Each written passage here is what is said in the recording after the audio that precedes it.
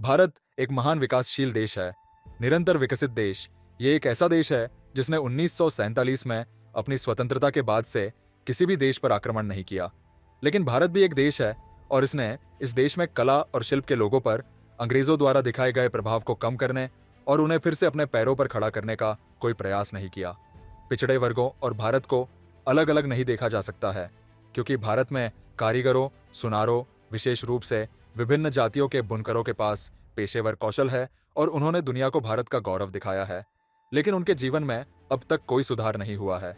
पूरे भारत में 1980 के दशक से पहले 3743 से अधिक जातियों को पिछड़ा वर्ग बीसी के रूप में पहचाना गया था।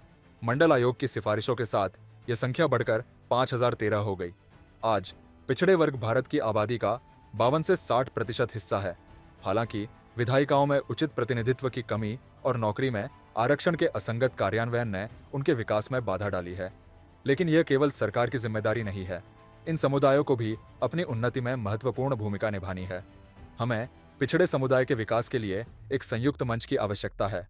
मैं व्यक्तिगत रूप से इस संघर्ष का हिस्सा रहा हूँ। मैंने शिक्षा विभाग, डाक और तार विभाग और तेलंगाना के राजस्व विभाग में एक शिक्षक के रूप में काम किया। 2010 में तेलंगाना अलग राज्य आंदोलन में भाग लेने के बाद मैंने अपनी नौकरी खो दी। तब से मैंने 1994 की चेनेटा यात्रा सहित विभिन्न सामाजिक आंदोलनों में भाग लिया है, जहां हमने बुनकरों और पिछड़ी जातियों के अधिकारों के लिए लड़ाई लड़ी। आंध्र प्रदेश और तेलंगाना के सचिवालयों में आमंत्रित व्यक्ति के रूप में मैंने बजट आवंटन और उनके वास्तविक कार्यान्वयन के बीच के अंतर को प्रत्यक्ष रूप से देखा है। राज्य किसान संरक्षण समिति के अध्यक्ष और mission for poor charitable trust के संस्थापक के रूप में मैंने किसानों की ओर से 3000 से अधिक मामले लड़े हैं। हैदराबाद मेट्रोलैंड्स के उपल, बागायत सहित अपनी जमीन खोने वालों के लिए उचित मुआवजा दिलाने के लिए। मैं इस चैनल को एक लक्ष्य के साथ शुरू कर रहा हूँ, पिछड़े वर्गों को एकीकृत करना और उनका उत्थान करना, जिन्हें सरकारी नीतियों के कारण नुकसान उठाना पड़ा है।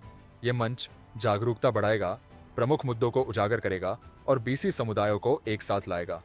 हम चर्चा कार्यक्रम, आमने सामने बातचीत करेंगे और हमारी सामूहिक प्रगति की वकालत करेंगे।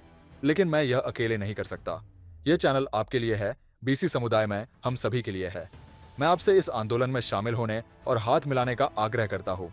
आपके समर्थन से बीसी फोरम फॉर एम्पावरमेंट आवाजहीनों की आवाज बन जाएगा और साथ मिलकर हम सम्मान, मान्यता और विकास के लिए प्रयास कर सकते हैं जिसके हम हकदार हैं।